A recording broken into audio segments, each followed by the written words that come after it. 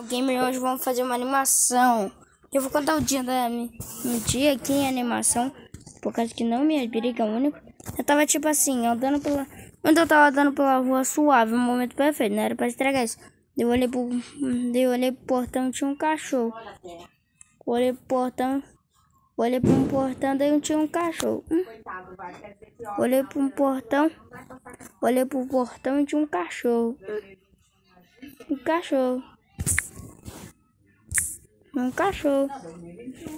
E a porra daquela corrente caiu. Ele atravessou o portão. Tentou morder meu cachorro. Eu botei meu braço pra não uns cachorros. Ele mordeu umas 5 vezes. Apareceu uns caras do nada que não matou o cachorro falando: mata ele, mata. Daí eu falei: não mata não, meu tio, só tira ele daqui. Eles conseguiram tirar o cachorro numa casa. Eu olhei pro meu braço, tava todo fodido. Meu cachorro não, meu cachorro também, mas meu braço, o ouro.